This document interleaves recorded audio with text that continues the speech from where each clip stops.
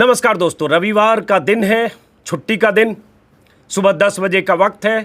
हर रोज़ की तरह आज भी मैं आपके सामने हूँ दिल्ली से छपने वाले ये 13 अखबारों के साथ। एक दो अखबार मेरे यहाँ कभी नहीं आते हैं, आज भी एक अखबार शायद नहीं आया, तो आज 12 अखबार हैं। इन अखबारों में क्या छपा क्या छिपा ये मैं आपको बताता हूँ। लेकिन आज क्या हुआ दोस्तों, रविवार है, अखबार वाला थोड़ी देर से आया। 7 बजे तक अखबार का मैं बेचैनी से बेसब्री से इंतज़ार करता हूँ। उठता तो मैं बहुत पहले हूँ और 6:30 से मैं दरवाजे के बाहर बार बार जाता हूँ, आया कि नहीं आया कि नहीं। ख़ास तौर से तब से जब से मैंने YouTube पर ये शो बनाना शुरू किया है, आपके लिए अखबार पढ़ना आपके लिए भी शुरू किया है। तो आज हमारे अखबार वाले साहब करीब 1.5 घंटे देर से आए, करीब 8 बजे आए, बल्कि 8:15 बजे आए। और मैं 8:30 बजे के आसपास ये रिकॉर्ड करता हूँ। 1.5 घंटे में पढ़ता हूँ, 7 बजे आता है, 1-1.5 घंटे में पढ़ता हूँ। लेकिन आज मुझे वक्त नहीं मिला, तो मैंने बाहर ही बेचैनी में मैं कॉरिडोर में टहलता रहा और उसके बाद वो साहब अखबार वाले आए। मैं आगे बताऊंगा उसके बाद भी कुछ खास जानकारी है, क्या छपा क्या छिपा के बीच बहुत दिलचस्प एक जानकारी है कि कैसे 2 दशक पहले हुए एक स्टिंग ऑपरेशन का आज क्या अंजाम हुआ है। और इसके अलावा कुछ और जानकारियां आपको बताने जा रहा हूं, बताऊंगा आगे। लेकिन उससे पहले मैंने अखबार वाले भाई साहब जो अखबार देने आते हैं उनको कॉरिडोर में ही आज मैं उनका इंतज़ार कर रहा था। लगातार वॉक करते करते शायद 3-4 किलोमीटर वहीं चल लिया मैं। उसके बाद वो आए तो मैंने उनसे कहा कि भाई देर हो गई। उसके बाद मैंने जो उनसे बात की, मैंने सोचा वो भी आपको सुनाए, मेरे अखबार वाले से भी आप परिचय करिए। तो ये साहब हैं, सुनिए। ये देखिए, आज अखबार वाले साहब ये रोज़ आते हैं मेरे यहाँ 6:45-7 के तक आ जाते हैं। अब ये 1 घंटे लेट आए हैं और आज मैं सुबह 45 मिनट से अपने कॉरिडोर में वॉक कर रहा हूँ, लगातार इनका इंतज़ार करते हुए कि आएंगे। फिर इनका अखबार पढ़ता हूँ और उसके बाद मैं आप लोगों को बताता हूँ कि किस अखबार में क्या छपा क्या छिपा। बताइए भाई, आज क्यों लेट आए? ये कह रहे हैं संडे है इसलिए लेट आए। तो क्यों लेट आए? रोज़ दरवाजे पे इंतज़ार करता हूँ ना तुम्हारा मैं, जल्दी होते मैं जल्दी आता हूं। तो आज क्यों लेट आए? बताओ, सबको बताओ कि आपकी वजह से आज गड़बड़ हुआ। लेट हो गया ना, तो कल से जल्दी आना, दरवाजे पे बाहर खड़ा रहता हूँ। क्या नाम है आपका? मनीष। ये मनीष जी हैं। तो देखिए दर्शकों, आज जो भी गड़बड़ है सब इनकी। तो आपने सुना, ये हमारे अखबार वाले थे। तो इससे आप समझ लीजिए कि अगर आज मैंने अखबार कम पढ़ा या कम जानकारी दूँ तो आप माफ़ करिएगा। अब बात ये कि जो मेरा थंबनेल है इस वीडियो का, जो आपने देखा होगा, ये वो मोदी तो नहीं और कितना बदल गया इंसान, ये तो गाने की लाइन है। ये क्यों लिखा ये आगे बताऊंगा, इसकी एक वजह है। और इसके साथ उससे पहले कि आज बड़ी खबरें क्या क्या है। एक खबर यह है जो अशोक गहलोत की तनातनी अब राज्यपाल वर्सेस मुख्यमंत्री हो गया है। धमकी, चेतावनी, राजभवन घेरने से अब बात आगे बढ़कर और हो गई है कि प्रधानमंत्री निवास तक पहुंचेंगे अगर ज़रूरत पड़ी तो। और एक देर रात का डेवलपमेंट, वो आगे बताऊंगा। देर रात का डेवलपमेंट ये है कि अशोक गहलोत ने अब एक नया प्रस्ताव भेजा, वो अखबार में नहीं छपा है। नया प्रस्ताव राज्यपाल को भेजा है, जो शायद आप चैनल पर देख पा रहे होंगे, अखबार में नहीं है क्योंकि देर रात का है, जिसमें उन्होंने कह दिया है कि 31 जुलाई तक हम विधानसभा का सत्र बुलाना चाहते हैं। और उसमें उन्होंने उस प्रस्ताव में 6 बिल का जिक्र किया है, कोरोना पर चर्चा की बात की है और बहुमत साबित करने की कोई बात नहीं की है। तो ये तू डाल में पात वाली स्थिति है। अब राज्यपाल को अगर कैबिनेट भेजता है कि हम सदन का सत्र बुलाना चाहते हैं, तो राज्यपाल संवैधानिक तौर पर सलाह दे सकता है, एक बार इनकार कर सकता है, जैसा पिछली बार हुआ टालमटोल। लेकिन उनको बाध्यता है कि वो सत्र बुलाने के लिए स्पीकर को कहें। अब सवाल उठता, वही दाव अशोक गहलोत चल रहे हैं कि अब उन्होंने कहा हमें बिल पास करना है, और अगर बिल पास करना है 31 जुलाई तक तो आप कैसे रोक सकते हैं? इसका क्या मतलब है? और ये तनातनी अगर कहा जा रहा है प्रधानमंत्री निवास तक पहुंच जाएंगे, राष्ट्रपति भवन तक पहुंच जाएंगे, इसका क्या मतलब है, ये सब बताऊंगा। इन खबरों के अलावा चीन की तरफ से, जो बार बार मैं भी बता रहा हूं, अब एक नई खबर आज दिखी है कि पेट्रोलिंग पॉइंट 14, 15, 17 पूरी तरह खाली हो गया। चीन वहाँ से हट गया, पैंगोंग पर पेच फंसा है। यूपी के कई जिलों में कप्तान हटाए गए। यूपी में लॉ एंड ऑर्डर का क्या हाल है कल के वीडियो में मैं आपको बता चुका। और एक जो दिलचस्प है, 2 दशक बाद रक्षा सौदे के भ्रष्टाचार मामले में जया जेटली दोषी पाई गई हैं। क्या है कहानी? बहुत दिलचस्प है।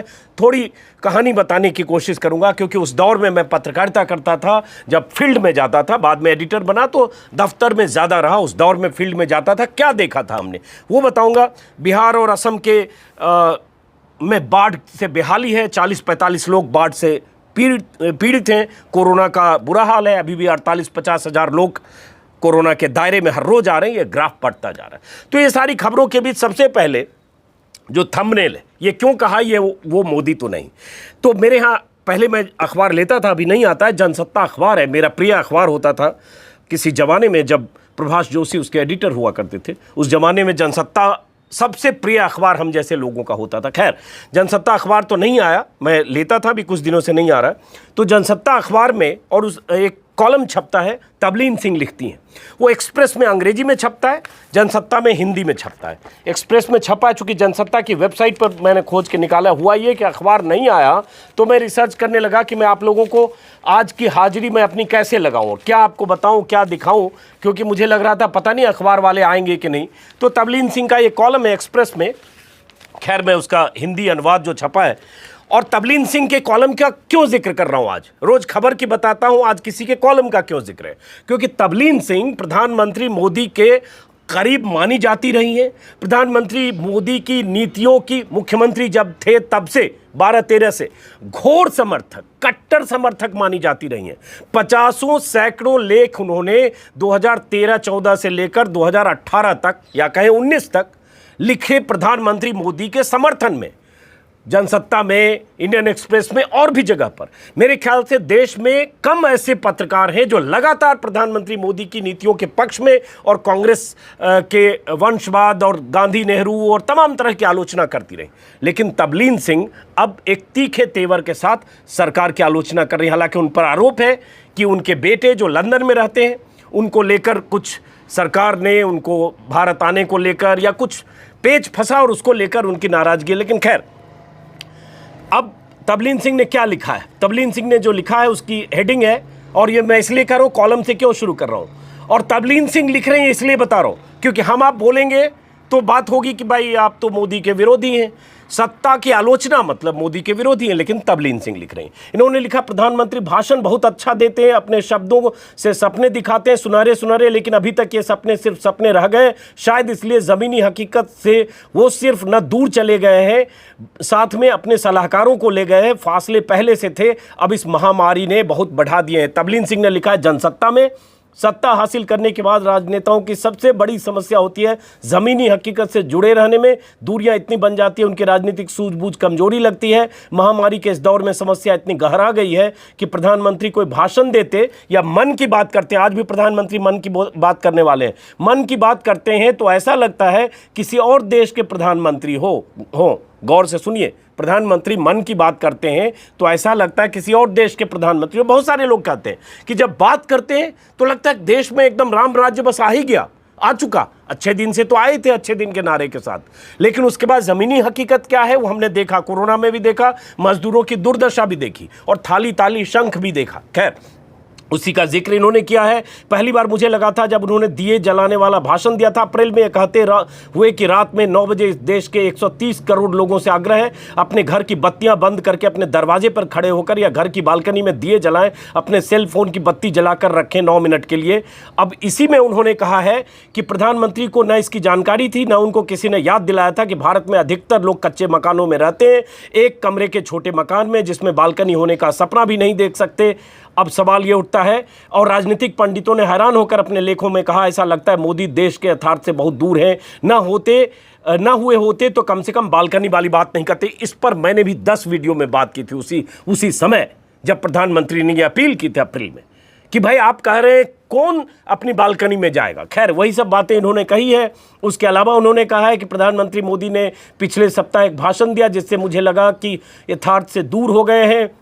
इसी में इन्होंने एक और चीज़ कही है, तमाम तरह की बातें इन्होंने कही है कि बड़ी बड़ी बातें प्रधानमंत्री ने की, लेकिन वो बातें देश में अगर ज़मीनी हकीकत के तौर पर नहीं आई। रही बात देशी निवेशकों की, तो क्या प्रधानमंत्री जानते नहीं कि उनकी सरकार कितनी बार इस देश की बेहतरीन कंपनियों को कंगाल करके छोड़ देती है, उनको इंस्पेक्टर राज के हवाले, क्या प्रधानमंत्री जानते नहीं? ये सब उन्होंने कहा है।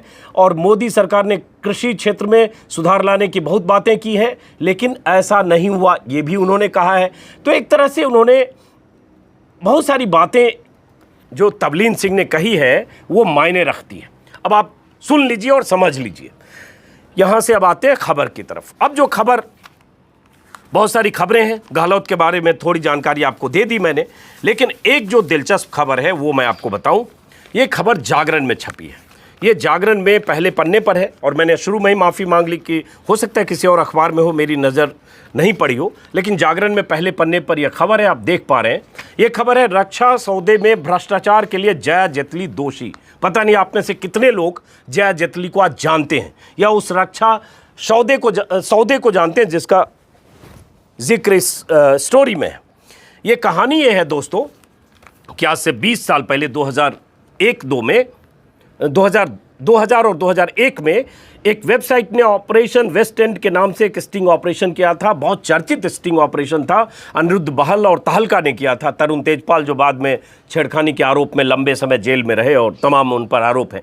खैर, इसमें एक स्टिंग ऑपरेशन हुआ था जिसमें कई नेताओं का स्टिंग था, जो बहुत सारे ब्रोकर, दलाल, बिचौलिए जो होते हैं डिफेंस डील में उनका था। जया जेटली उसमें 2 लाख रुपए लेते हुए कैमरे में कैद हुई थी। लेकिन एक और वाकया हुआ था जिसका जिक्र इस खबर में नहीं है, वो दिलचस्प है, जिक्र इसमें होना चाहिए था अगर जागरण में छापा। पहली बार देश की राष्ट्रीय पार्टी, जिस पार्टी की सरकार थी, उस पार्टी के राष्ट्रीय अध्यक्ष बंगारू लक्ष्मण 1 लाख नगद नारायण लेते हुए कैमरे में कैद हुए थे और उन्हें इस्तीफा देना पड़ा था। बहुत बड़ी बात। और उसके अलावा रक्षा मंत्री के तौर पर जॉर्ज फर्नांडिस जैसे नेता को भी, जो दिखने में बहुत सादगी से रहते थे, कुर्ता पहनते थे, बड़ौदा डायनामाइट कांड के हीरो थे, इमरजेंसी के दौरान हीरो थे, जेल में रहे, अंडरग्राउंड रहे, न जाने कितनी कहानियां, किस्से उनको लेकर मुंबई से लेकर मुजफ्फरपुर तक, बांका तक, जहां भी अलग अलग जगह चुनाव लड़ते रहे। एक हीरोइक छवि वाले मजदूर नेता से लेकर समाजवादी नेता जॉर्ज फर्नांडिस को भी इस्तीफा देना पड़ा था, क्योंकि जॉर्ज फर्नांडिस की करीबी थी जया जेटली। उस समय पार्टी की समता पार्टी थी, उसके राष्ट्रीय अध्यक्ष थी शायद, और उन्हें भी इस्तीफा देना पड़ा था जॉर्ज फर्नांडिस को। यह बहुत बड़ी बात उस दौर में थी, क्योंकि उसमें साबित हुआ कि कोई डील हो रही है। लेकिन उसके बाद क्या हुआ? उसके बाद एक कमेटी बनी, आयोग बना जैसे कि होता है, और उस आयोग के फुकन कमेटी बना, जस्टिस फुकन कमेटी बनी। इस कमेटी ने जॉर्ज को क्लीन चिट दे दी और फिर वो अपने पद पर वापस लौट गए। मतलब वाजपेयी के कार्यकाल में ही फिर वापस लौटे, लेकिन उन पर दाग हमेशा रहा। अब इसमें खबर यही है कि समता पार्टी की पूर्व अध्यक्ष जया जेटली और 2 अन्य लोगों को सीबीआई की विशेष अदालत ने रक्षा सौदे में भ्रष्टाचार के लिए दोषी करार दिया है। 2 दशक पहले स्टिंग ऑपरेशन में इस भ्रष्टाचार का पर्दाफाश हुआ था। अब 29 जुलाई को सजा पर बहस होगी। देश में पहली बार इतना बड़ा स्टिंग ऑपरेशन था जिसमें सत्ताधारी पार्टी के राष्ट्रीय अध्यक्ष और जॉर्ज फर्नांडिस जैसे रक्षा मंत्री, डिफेंस मिनिस्टर को इस्तीफा देना पड़ा था। और लोगों को लगा, हम सब उस प्रेस कॉन्फ्रेंस में थे, आज भी मुझे याद है, मेरे ख्याल से इंपीरियल होटल सीपी में वो प्रेस कॉन्फ्रेंस हुई थी जिसमें अनिरुद्ध बहल और तहलका के जो लोग थे, तरुण तेजपाल और बाकी लोगों ने प्रेस कॉन्फ्रेंस की थी। वो वीडियो दिखाया गया था। पहली बार स्टिंग कैमरे से हमने वो वीडियो देखा था कि कितनी बड़ी स्टोरी है। लंदन में उन्होंने एक कंपनी, फर्जी कंपनी बनाई, उसका पता लंदन दिखाया, शायद उसका नाम था वेस्ट एंड इंटरनेशनल। और उसके बाद कैसे अनिरुद्ध बहल ने हुलिया बदला हुआ था, वो हुलिया का वीडियो देख रहे थे हम लोग, और उसमें 1-2 लड़कियां भी थी। हालांकि आरोप ये लगे कि उन लड़कियों का भी इस्तेमाल किया गया, सेना अधिकारियों के पास भेजा गया। लेकिन हुआ ये कि उस मामले में ने इतना तूल पकड़ा, संसद बार बार बाधित हुई, और जैसा कि मैंने कहा इस्तीफा हुआ। अब इसमें यह कहा गया है कि, और उसमें कई लोग फंसे थे, इसमें तत्कालीन major general SP Murgai, Gopal K Pacherwal, Surendra Kumar Surekha को आरोपी बनाया गया था। सीबीआई ने 2006 में जेटली और अन्य आरोपितों के खिलाफ आरोप पत्र दायर किया था। आरोप पत्र के मुताबिक जया जेटली ने 2001 में मुरगई, पचेरवाल और सुरेखा के साथ आपराधिक साजिश रची और खुद या किसी अन्य व्यक्ति के लिए 2 लाख की रिश्वत ली। इसी में जॉर्ज को क्लीन चिट मिल गई। हालांकि जॉर्ज की करीबी थी, बहुत करीबी, और उसके बाद उनको क्लीन चिट मिली। बल्कि UPA 1 में भी एक दूसरी कमेटी बनी, वो कमेटी जस्टिस वेंकट स्वामी कमेटी ने भी जॉर्ज को क्लीन चिट दी। लेकिन जया जेटली अब आरोपी, दोषी साबित हुई हैं। अब इनको सजा 29 जुलाई को सुनाई जाएगी। तो एक बड़ी खबर है। आपको दिलचस्पी थोड़ी भी हो तो गूगल सर्च करें, इसके बारे में आपको दिलचस्प जानकारी मिलेगी। अब आते हैं हम पैंगोंग की खबर जो लगातार मैं बता रहा हूं, चीन की खबर, चीन को लेकर मैं लगातार बताता रहा हूं कि ये बहुत कंफ्यूजन है। हेडलाइंस में कंफ्यूजन है, खबरों में कंफ्यूजन है, जानकारियों में कंफ्यूजन है, आपके भरोसे में कंफ्यूजन है, और आधी हकीकत आधा फसाना है। इसी में कहते हैं क्या छपा क्या छिपा। आज अखबारों की हेडलाइन है अमर उजाला की, अगर बात करें, 3 जगहों से हटा चीन, पैंगोंग पर पेच कायम। और उसके बाद इसी में है जो मैंने शुरू में बताया हेडलाइन के तौर पर, पेट्रोलिंग पॉइंट 14, 15, 17A से पूरी तरह हट गया ड्रैगन, फिंगर इलाके पर फोकस। लेकिन पेच तो वही है, फिंगर इलाके में पेच कहानी तो वही है कि पैंगोंग के फिंगर 4 से फिंगर 8 के बीच चीन हटेगा या नहीं। वो 8 किलोमीटर कहा गया, फिंगर 4 से हटा तो रिज लाइन पर उसका कब्जा है, वहां कब्जा हटना सबसे मायने रखता है। अब यही अब खबर है, इसमें है चिंता का सबब पैंगोंग झील का उत्तरी किनारा अब तनाव का मुख्य बिंदु है। चीनी सेना फिर फिंगर 4 और फिंगर 5 पर सिर्फ पहाड़ों की तलहटी वाले इलाके से हटी है। रणनीतिक तौर पर महत्वपूर्ण माने जाने वाली इन पहाड़ियों की चोटियों पर चीनी सैनिक अब भी मौजूद हैं। ये खबर अमर उजाला में है। इसी का एक एक्सटेंशन अगर देखें तो द हिंदू अखबार में, ये देखिए एक खबर है द हिंदू में, जिसमें कहा गया है army is working to restore LAC position. इसमें lieutenant general Joshi, YK Joshi से बातचीत की है हिंदू के रिपोर्टर ने, और इसमें इन्होंने कहा है कि हम LAC पर यथास्थिति बहाल करने की हर मुमकिन कोशिश करेंगे, लेकिन 12 हफ्ते से ईस्टर्न लद्दाख में चल रहे फेस ऑफ के खत्म होने की मियाद को लेकर, टाइमलाइन को लेकर उन्होंने कोई बात नहीं की। कैसे करेंगे, क्योंकि पता ही नहीं है। राजनाथ सिंह जो रक्षा मंत्री, जब वो जाकर वहां कह देते हैं कि बातचीत कर रहे हैं लेकिन हल निकलेगा इसकी मेरी कोई गारंटी नहीं है, जब डिफेंस मिनिस्टर कह सकते हैं कि हल निकलेगा इसकी कोई गारंटी नहीं, तो जाहिर है कि हालात वहां के ठीक नहीं है। चीन जिद पर अड़ा है। एक खबर पहले आई जो मैंने पहले के वीडियो में बताया कि कैसे कहा गया अजीत डोभाल ने बात की चीनी विदेश मंत्री से और सब हटने लगे, तंबू खड़ने लगे, पीछे जाने लगे, और उसके बाद स्थितियां आप लगातार देख रहे हैं। अब ये नया डेवलपमेंट, लेकिन अभी भी मैं कहूँगा चीन पर भरोसा करना मुश्किल है। ये मक्कारी है चीन की, ये चीन का इतिहास है, चीन की फितरत है। कहता कुछ है, करता कुछ है। आज हट रहा है, 10 दिन बाद फिर वापस वहीं आएगा, इसकी कोई गारंटी नहीं। और पैंगोंग पर तो पेच फंसा है। इसी में इन्होंने कहा है दोनों तरफ से कुछ कमिटमेंट की ज़रूरत होती है जिससे आगे बढ़ा जा सके, और भारत की संप्रभुता को लेकर कोई समझौता नहीं हो सकता। ये खबर इसमें है। उसके बाद अगर हम चीन की बात करें, और मैं पहले ही मैंने कहा कि आज थोड़ी माफ़ी आपसे चाहिए होगी क्योंकि आज वक्त कम था तो मैं खबरें कम पढ़ सका। उसके बाद आते हैं गहलोत की खबर पर, जो दूसरी तीसरी जो बड़ी खबरें हैं जो मैंने बताया।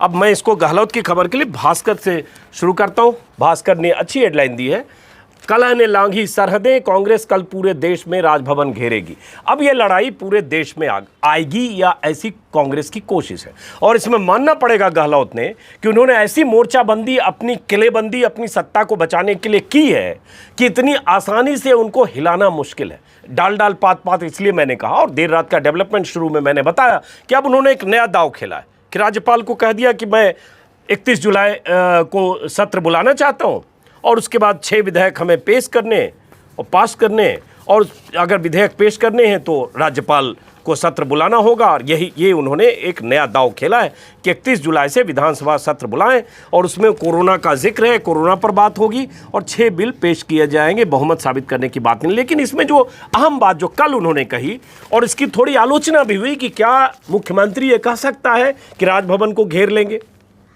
जिम्मेदारी आप ही की है, पुलिस आपके अंदर, सुरक्षा की जिम्मेदारी आपकी, यही राज्यपाल ने कहा। लेकिन जब सरकार गिराने का खेल हो रहा हो तो दोनों तरफ से मुकाबला उसी तरह से है। और उसमें उन्होंने यहाँ तक कह दिया कि लोकतंत्र को बचाने के लिए हमें प्रधानमंत्री आवास पर धरना प्रदर्शन करना पड़े या राष्ट्रपति भवन पर, हम पीछे नहीं हटेंगे। ये कई अखबारों की हेडलाइन है। 27 जुलाई को सभी राजभवनों को घेरने का ऐलान किया गया। इस कैंपेन को प्रजातंत्र के लिए बोलो का नाम दिया गया है। ये कई अखबारों में खबरें हैं। हिंदुस्तान टाइम्स की यही लीड है। इस बीच आपको ये बता दूं, जैसे यही हिंदुस्तान टाइम्स की लीड है, एक चीज़ मानना पड़ेगा कि अशोक गहलोत पूरी मुस्तैदी और पूरी तैयारी और पूरी ताकत के साथ अपनी सत्ता बचाने के लिए हर हथकंडा वो भी इस्तेमाल करने में जुटे हैं। लेकिन यहाँ थोड़ा ऐतराज एक मुख्यमंत्री के तौर पर राजभवन को घेरने को लेकर है। लेकिन अगर हम जेपी की बात करें, इमरजेंसी के दौरान में, हालांकि उस समय सत्ता इंदिरा गांधी की थी, तो जेपी ने तो पुलिस वालों से भी अपील की थी कि बागी हो जाओ। तो अगर सत्ता उनकी अटकी है और उनका आरोप है कि सत्ता को गिराने के लिए, उनकी सरकार को गिराने के लिए हर तरह से की साजिशें रची जा रही है, तो उन्होंने भी अपना एक दांव खेला है। और चूंकि बीजेपी ने बीते सालों में हमने देखा है कई राज्यों में सरकार कैसे गिरी है और कैसे साम दाम दंड भेद अपनाए गए। एक हेडलाइन जो यहाँ नहीं है, वो हेडलाइन बाड़मेर के भास्कर अखबार में छपी, कल मुझे किसी ने ट्विटर पर भेजा। वो हेडलाइन है जो गजेंद्र शेखावत है, जिनका नाम ऑडियो टेप में भी आया था, गजेंद्र शेखावत ने के बारे में है कि जो आपको खबर मैंने परसों भी बताई थी कि संजीवनी जो एक चिट फंड कंपनी बनी थी, जिसमें कहा गया करीब 1000 करोड़ का घोटाला हुआ, या लोगों के पैसे गबन किए गए, या जो निवेशक थे उनके पैसे खा गए, या जो भी हुआ, जिसकी जांच एसओजी कर रही है। कोर्ट ने ऑर्डर किया और उसमें जो इनका और इनका परिवार शामिल है, गजेंद्र सिंह परिवार पर संगीन आरोप है, क्योंकि रिश्ते की उनकी निकटता की बात हो रही है। तो एक बाड़मेर के भास्कर में एक हेडलाइन है, वो हेडलाइन मैं आपको नीचे दिखा रहा हूँ। संजीवनी के निवेशकों के करोड़ों रुपए केंद्रीय मंत्री शेखावत और उनके सहयोगियों के खातों में जमा, प्रॉपर्टी जमीनें खरीदी, सियासी संग्राम के 14वें दिन गंभीर आरोप। और इसी में आरोप है कि संजीवनी के सीएमडी विक्रम सिंह के बैंक खाता फला फला फला से 8 फरवरी 16 को 26 लाख, 1 मार्च को 16,90,000, 9 मार्च को 13 लाख, 19 मार्च को 5,20,000 रुपये गजेंद्र सिंह को ट्रांसफ़र किए गए। इस तरह विक्रम सिंह के HDFC खाता से भी 18 मार्च को 25 लाख, 19 मार्च को 10 लाख और 26 लाख ट्रांसफ़र किए गए। ये खाते में ट्रांसफ़र की बात भास्कर ने छापी है कि जो फ़ायदा हुआ है या पैसे ट्रांसफ़र गजेंद्र सिंह जो केंद्रीय मंत्री हैं उनके खाते में ट्रांसफ़र हुए हैं। और इसी में कहा गया 1 साल पुराने संजीवनी क्रेडिट कोऑपरेटिव के 884 करोड़ के घोटाले मामले में केंद्रीय जल संसाधन मंत्री का तो खबर वही है। उसके बाद इसी में है कि इसी तरह विनोद कंवर, इसी में इनके परिवार का भी जिक्र है कि कैसे फर्जी कंपनी से बनाया, 2 लाख शेयर बैंक भुगतान कर खरीदे, फ्लैशबैक संजीवनी सीएमडी सहित 5 को जेल, अब शेखावत और अन्य के खिलाफ जांच। तो बड़ा सवाल, शेखावत का नाम कैसे? संजीवनी क्रेडिट सोसाइटी के निवेशकों की शिकायतों के बाद 23 अगस्त 2019 को एफआईआर दर्ज हुई। सोसाइटी सीएमडी विक्रम सिंह समेत 5 गिरफ्तार हुए। शेखावत और विक्रम सिंह प्रॉपर्टी के बिजनेस में पार्टनर रहे। शेखावत, गजेंद्र सिंह शेखावत केंद्र में मंत्री हैं। ऑडियो में जिनका नाम आया उन्होंने कहा मेरा यह नाम नहीं है, लेकिन एसओजी कह रही है कि हम वॉइस सैंपल लेंगे, वो बच रहे हैं। अशोक गहलोत कह रहे हैं कि हम उनके वॉइस सैंपल को लंदन या विदेश भेजकर भी जांच करा लेंगे, वही हैं उसमें। अशोक गहलोत ने यहाँ तक कह दिया कि अगर ये टेप फर्जी है तो मैं राजनीति छोड़ दूंगा, और वो वॉइस सैंपल दे नहीं रहे। खैर, इसी में ये जानकारी है कि शेखावत और विक्रम सिंह प्रॉपर्टी के बिजनेस में पार्टनर रहे। हालांकि घोटाला सामने आने से काफ़ी पहले ही दोनों अलग हो गए थे। शिकायत करने वालों का आरोप है कि संजीवनी की बड़ी रकम शेखावत और उनके परिवार की कंपनियों में ट्रांसफ़र की गई, जबकि चार्जशीट में शेखावत का नाम नहीं था। इसके बाद कोर्ट ने भी नाम जोड़ने की अर्जी खारिज कर दी। अब नया परिवाद पेश किया, जिसमें कोर्ट ने जाँच के आदेश दिए। ये खबर है, कोर्ट ने जाँच के आदेश दिए, वकील का बयान है, आप ये देख रहे हैं, ये बाड़मेर में छपी है। अब बात ये आती है कि ऐसी खबरें यहां छपी या नहीं छपी एक बात, और केंद्रीय मंत्री अगर हैं तो ये चैनलों पर बहस और चर्चा और सवाल का विषय क्यों नहीं होना चाहिए? क्यों नहीं दर्जनों चैनल के रिपोर्टर केंद्रीय मंत्री की घेराबंदी करें, वो बताएं, वो मीडिया के सामने प्रेस कॉन्फ्रेंस करके सिलसिलेवार ढंग से सारे आरोपों की सफाई दें, वो बताएं, अपना पक्ष रखें, बताएं कि ये जो सारे आरोप हैं सिलसिलेवार, बिंदुवार, उस बिंदुवार जवाब दें और कहें कि ये मामला फर्जी है। अगर फर्जी है तो, और नहीं तो सवालों का सामना तो कम से कम करें। लेकिन सवाल का सामना कैसे करेंगे? कोई सवाल तो पूछे। सवाल तो यहाँ विपक्ष से पूछा जाता है। अगर ये कोई विपक्ष के नेता होते और उनके खिलाफ इतने घोटाले होते तो होगा, जैसे राहुल गांधी के खिलाफ लगातार छोटी सी खबर भी अगर छपती है तो सवाल होते हैं। तो ये सवाल है गजेंद्र सिंह शेखावत का, उसके अलावा मैंने कहा कि मैं अखबार मैंने कम देखे, तो आपकी मौजूदगी में थोड़ा पलट के देख लेता हूँ। एक कोरोना को लेकर है, जो कोरोना को हराना मुमकिन है, 1 करोड़ रिकवरी, ये अच्छी हेडलाइन भास्कर ने लगाई है। इसी में नीचे खबर है, चौथे दिन 48,000 से ज़्यादा केस, और उसमें इन्होंने कहा है कि अगले 50 लाख सिर्फ 33 दिन में घर ठीक होकर लौटे। शुरुआती 50 लाख मरीज ठीक होने में 219 दिन लगे थे, और कोरोना का संक्रमण भले तेज हो रहा है लेकिन अजय नहीं है, हराना मुमकिन है, ये खबर है।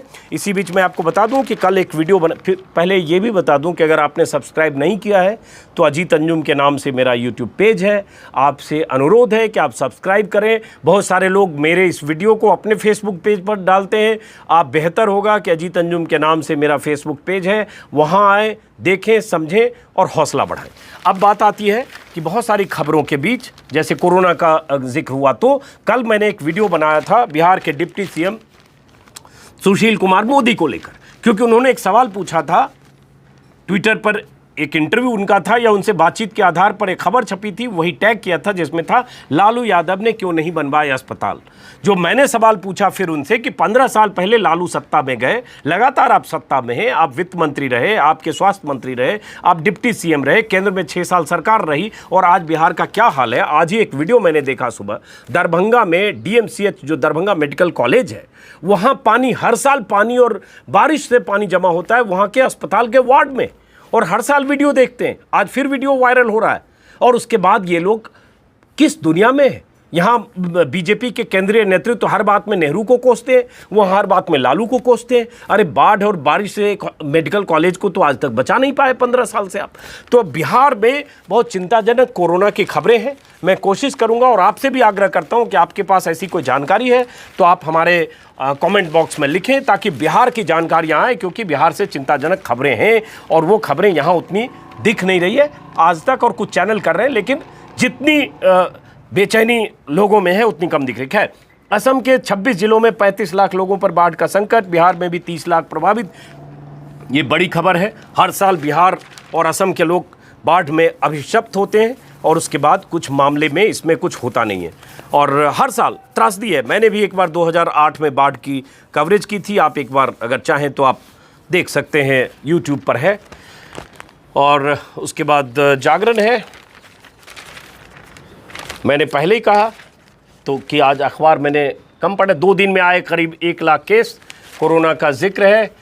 ज़रूरत पड़ी तो राष्ट्रपति भवन जाएंगे, PM आवास पर धरना देंगे गहलोत, वही खबर है जो गहलोत कर रहे हैं। और इस मामले में मानना पड़ेगा, और मैं मानता हूँ गलत नहीं है, अगर आप सरकार गिराने के लिए कुछ भी करने को तैयार हैं, अगर सचिन पायलट जिनके पास कहा जा रहा है आज की तारीख में 19 विधायक हैं और वो भी यहाँ होटल में बैठे हैं, आप बार बार अशोक गहलोत फेयरमाउंट होटल में 100 के साथ बैठे हैं, वहाँ होटल मालिक के घर पर भी छापे पड़ रहे हैं, सब सही है। अगर गलत है तो गलत है, लेकिन फिर यहाँ सचिन पायलट वही कर रहे हैं। लेकिन सचिन पायलट के लिए सतीश पूनिया जो बीजेपी के स्टेट प्रेसिडेंट हैं, उन्होंने परसों तरसों कहा दिया, परसों ही कहा, शायद कल के वीडियो में था, कि अगर हालात ऐसे हुए तो सचिन पायलट भी मुख्यमंत्री बन सकते हैं।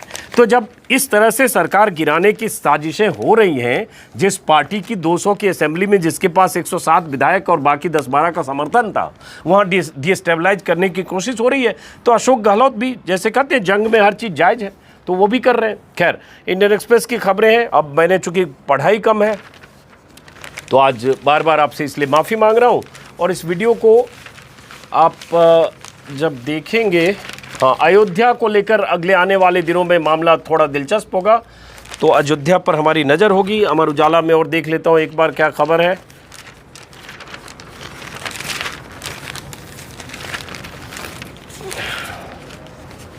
संजीत के परिजनों ने CBI की जांच की। वही संजीत है जिसका जिक्र कल के वीडियो में मैंने किया, संजीत यादव, जिनकी किडनैपिंग हुई। किडनैपिंग के 5 दिन बाद कहा गया उनकी हत्या कर दी गई, लेकिन पुलिस को पता ही नहीं चला।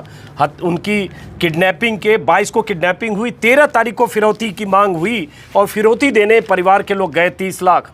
कहा गया कि परिवार के लोगों ने पुलिस से कोऑर्डिनेट करके फिरौती का बैग फेंका, पता नहीं कौन लेके भाग गया। परिवार कह रहा है हमने कैश दिए, 30 लाख दिए, पुलिस कह रही है कि उसमें पैसे नहीं थे। लेकिन सवाल यही है लॉ एंड ऑर्डर का। परिवार कह रहा है CBI की जांच हो। कल भी मैंने वीडियो बनाया था।